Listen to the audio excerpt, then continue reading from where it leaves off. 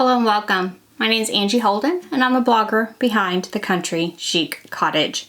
Today we're going to talk about sublimation shrink sleeves because I get a ton of questions about these, what they're for, where to purchase them, and the most common question is, why is my sublimation shrink sleeve melting in my sublimation oven? And I'm going to answer all of those questions in this video. So first of all, what are sublimation shrink sleeves and what are they for? So when you make a sublimation tumbler in a tumbler press, you close that tumbler press and the tumbler press applies the pressure.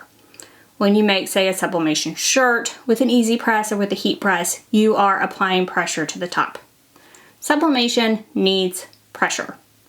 So when you do, say, that same tumbler in a sublimation oven, you need something to apply pressure to the outside surface. That is what a sublimation shrink sleeve is going to do. It applies the pressure for you when you use an oven for sublimation. So you only use these when you use an oven for sublimation. These are not needed for something like a tumbler press or a mug press. You do not need a sublimation shrink sleeve. You only need these if you're using a convection oven or sublimation oven for a sublimation process on something like a tumbler. I've used them for sublimation pens, I've used them for soup bowls, dog bowls, all kinds of different things, shot glasses. They make all kinds of different sizes. So first let's take a look at the different sizes they make of sublimation shrink sleeves. Sublimation shrink sleeves come in a huge wide variety of sizes. This is just a portion of them. I just wanted to give you an idea. And you do need to pay attention when you order them, which way they open. So like this one is long. However, this one, you would think it might be long, but it's actually short and skinny because it opens this way. They make very small ones, medium-sized ones. Here's a different size that is on the small side. Wide variety of sizes. I keep a few kind of what I would call standard sizes in my craft room at all times. You can cut these. So let's say that I needed something this wide, however it needed to be this long. I could cut this here and just use this portion, but I would waste this much. So I did want to show you, Heat Transfer Warehouse sells the shrink sleeve on a roll.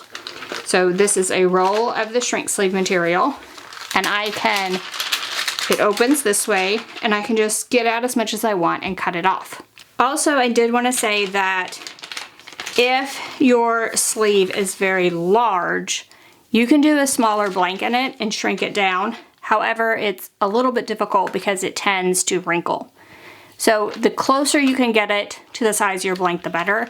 However, a large one will work. So now you've seen several sizes. I wanted to answer the question next of why is my shrink sleeve melting in my oven? That is because it is probably a very low quality sublimation shrink sleeve. I am going to give you my sources, and I'm going to link those in the description below this video. They are Heat Transfer Warehouse, Condi, Artistry, and PYD Life. Those are my 4 sources for sublimation shrink sleeves. You saw the roll of sublimation shrink sleeve material, that's from Heat Transfer Warehouse. Several of the sizes that I showed you are from Condi. Artistry makes this one for their little wine tumbler, and I've used it several times for different things. And then PYD Life makes a wide variety. If you're looking for something, a lot of those are on Amazon. So if you wanted to order from Amazon, that might be a good source for you, a good brand to pick. So those are the brands that I stick to, I know and trust, I've used before, and work well. These are not going to melt off of your sublimation blank in your oven. If you go with another brand, you want to make sure it's rated for the temperature you're going to heat it to. And then just be cautious. Some of those cheap brands, no matter if they say they're rated for sublimation temperatures, a lot of times they will melt in your oven and make a huge mess. I have experienced that before, so I feel your pain. So I would just stick with brands I trust. That's what I do. However, if you do go with another brand, just be cautious, watch it the first few times, make sure it's not going to melt all over your oven. So now let's take a look at how to use these sublimation shrink sleeves for the sublimation process and a few tips and tricks along the way. To use a sublimation shrink sleeve, you will put your blank inside. Again, you want the shrink sleeve to be approximately the size of the blank you're using. However, it can be larger and still be okay.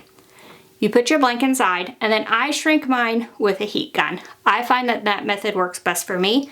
You might see other YouTubers and sublimation experts that just put them in the oven at this point without shrinking them down. That works for them. However, I find I get more consistent results by shrinking it first. So I shrink it with a heat gun, get rid of all of the wrinkles, make sure it's nice and tight. However, you don't want to hold your heat gun in one place too long. You don't want to get any holes in the shrink sleeve, as that would cause areas that would not sublimate correctly. You do want to go ahead and wrap your sublimation blank with your sublimation print before you add it to your shrink wrap sleeve. Then you'll add the entire thing to your sublimation oven and heat it for the full time at the temperature recommended for the blank that you're using. Then, removing shrink sleeve material, you want to do it as hot as possible. So if you can do it right out of the oven, that would be best. So remove it from the oven and immediately start removing that shrink wrap material. It will be much easier to remove. Once you have it all removed, you'll just remove your sublimation print and you have a completed design.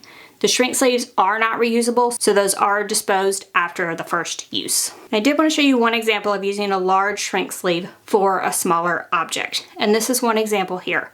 And you can tell I had a little bit of trouble shrinking it. Try to hold it tight on one side, start on the opposite end, kind of shrink it around. However, it will have some bubbles. And with those bubbles, you can get some areas that don't sublimate correctly. I've had luck sometimes, but if it's really, really large, it just does not work. So the solution here is not to keep just really huge shrink sleeve material on hand for all your sublimation blanks.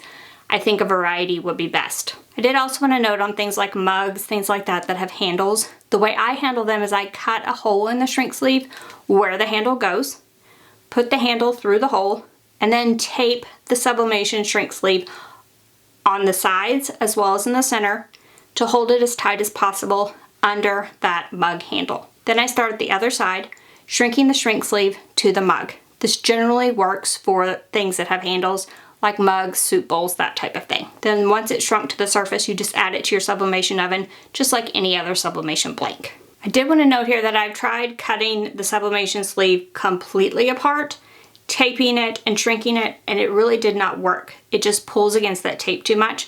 So if you have something like a handle or something you need to stick out of the sublimation shrink sleeve, definitely just cut a slit in it and make the slit as small as possible.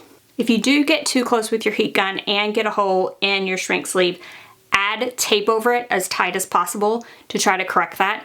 However, I generally just remove the entire shrink sleeve and add a new shrink sleeve to the outside. I just find that once I get a hole in it, I really can't recover from that and get a good result from my sublimation blank. So if you are using an oven for sublimation, you will want to keep sublimation shrink sleeves on hand.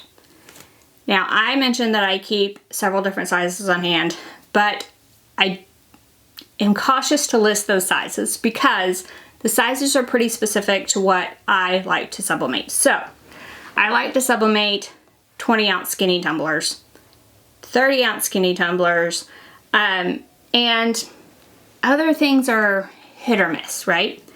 So I generally keep something that would do a 20, 30-ounce skinny tumbler on hand at all times. I keep this size for like the little wine tumblers because I find them handy for other things as well. If you are going to do mugs, so I have a mug press, so I generally don't do mugs in my oven. However, if I did, I would want to keep something that would work for mugs with the technique I showed you with slitting the side. I will want to keep those on hand. And then I generally keep something very large and very small because I tend to do a wide variety of experiments here. So you saw that I had a very large version. I tend to keep a very large version on hand for larger items and a very small version. And that way I kind of have a range, right? So the 20-ounce skinny tumbler and this wine tumbler one's kind of in the middle range. Keep something small, something large, and I do like to keep the one on the roll. So this would work for this one I purchased. It would work for a 20 and 30-ounce skinny tumbler, definitely. So this could be the one that you use kind of in the middle range, and it might even work for a mug as well. So this could be very handy because you would only need to keep the one because it could be used in a wide variety of different lengths without a ton of waste.